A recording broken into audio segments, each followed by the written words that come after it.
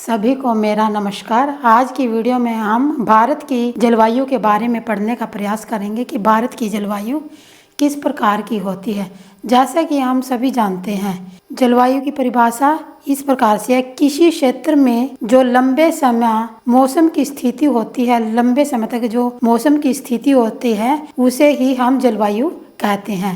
भारत की जलवायु कौन सी है? उष्ण कटिबंधीय कहलाती है। भारत की जलवायु उष्ण कटिबंधीय जलवायु कहलाती है। मौसम किसे कहते हैं? थोड़े समय के लिए किसी स्थान पर एक दिन या एक सप्ताह की वायुमंडलीय अवस्थाओं को उस स्थान पर मौसम कहा जाता है। मौसम संबंधी अवस्थाएं भारत में शिमला में 1975 में आरंभ की गई थी। अब भारत में मौसम संबंधी जो भी जानकारियां हमें प्राप्त होती है वो महाराष्ट्र के पुणे से होती है।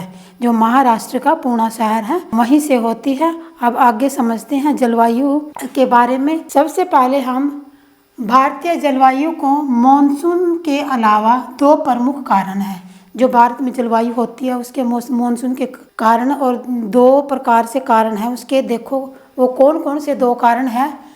उत्तर में हिमालय पर्वत, इसकी उपस्थिति, जो हमारा ये हिमालय पर्वत है यहाँ पर, इसकी उपस्थिति के कारण मध्य एशिया से जो ये हमारा पहाड़ है इससे परली साइड या उधर की साइड से साइबेरिया ठंडी हवाओं से रोकता है, जो साइबेरिया से आने वाली ठंडी हवाएं हैं।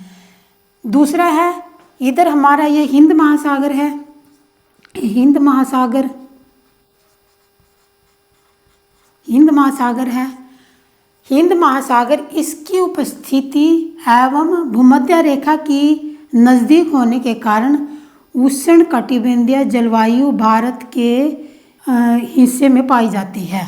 जो मानसून पवनें चलती हैं भारत में, जो मानसून पवनें चलती हैं तो समय समय पर वो अपनी जो दिशा है ना मानसून, वो बदल लेते हैं। कभी वो किधर से हवा चलने लगती है, कभी पश्चिम से हवा चलने लगती है तो कभी पूर्व से हवा चलने लगती है।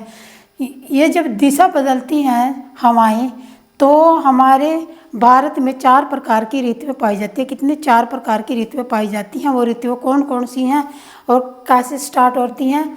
जैसे कि शीत ऋतु की अगर हम बात करें तो 15 दिसंबर से 15 मार्च तक शीत ऋतु होती है। 15 दिसंबर से 15 मार्च तक। इसके पश्चात ग्रीष्म ऋतु 16 मार्च से 15 जून तक, जो गर्मियों की ऋतु हमारी होती है वो होती है 15 मार्च से 15 जून तक। और जो हमारी वर्षा ऋतु होती है वो 16 जून से स्टार्ट होती है और 15 सितंबर तक उसका लास्ट टाइम होता है। इसके पश्चात सर्द ऋतु हमारी प्रारंभ जब होती है वो 16 सितंबर से 16 दिसंबर तक की स्थिति, मतलब सर्द ऋतु की होती है भारत के अंदर।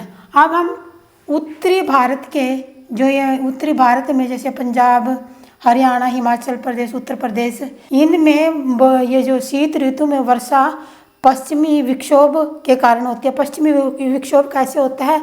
जो इधर पाकिस्तान से कुछ हवाएं आएंगी, कुछ अरब सागर से पश्चिमी विक्षोभ उठेगा तो इनके कारण यह बारिश होती है। और जो जेट स्ट्रीम के कारण भी होती है। अगर हम राजस्थान में इस की बात करें तो इस जो जाती हुई बारिश होती है इसको हम माबोट कहते हैं, जो सर्द ऋतु में होती है।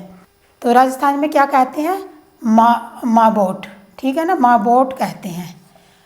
जाड़े के दिनों में जनवरी फरवरी में तमिलनाडु, ये हमारा तमिलनाडु है, तो जनवरी फरवरी के महीने में तमिलनाडु के तट पर जो ये कोरोमंडल तट है, यहाँ बंदरगाह भी है, यहाँ से लौटती हुई मानसून के कारण, आती हुई मानसून के कारण नहीं, लौटती हुई मानसून के कारण बारिश होती है, और वो भी सर्द ऋतु में। इसके पश्चात यह फिर उत्तर पूर्वी मानसून के कारण भी हो सकती है, ये भी इसमें तथ्य दिया गया है। तो आगे समझते हैं। अब हम भारत की जलवायु तो पढ़ ही रहे हैं, अब देखो आगे भी मैं समझाने का प्रयास करती हूँ कि ग्रीष्म ऋतु में आसाम और पश्चिम बंगाल में, आसाम कहाँ है? ये इधर ऐसे आसाम है यहाँ, और यहाँ पश्चिम बंगाल में, ठीक है, यहाँ पश्चिम बंगाल में बहुत ही आर्द्र नमी से भरी हुई बहुत ही तेज़ हवाएं चलती हैं, जिसके कारण यहाँ पर गरज के साथ बारिश होती है। थोड़ी देर में बारिश रुक जाती है, फिर होने लगती है, फिर रुक जाती है, फिर होने लगती है। इस प्रकार से बारिश होती है कहाँ पर, असम में, और ये जो हमारा है पश्चिम बंगाल में। अगर इन्हीं हवाओं को पूर्वी भारत में, यानी कि ये जो पूर्वी भारत है, इन्हीं हवाओं को नॉर्वेस्टर कहा गया है। ये क्वेश्चन आता है बार बार, तो पूर्वी हवाओं को क्या कहा गया है, तो आप बताएंगे नॉर्वेस्टर कहा गया है। अगर इसी को बंगाल में इसे क्या कहेंगे, यहाँ पर ये बंगाल है, बंगाल में इसे कहेंगे काल बैसाखी। क्या कहेंगे बंगाल में? काल बैसाखी। ठीक है।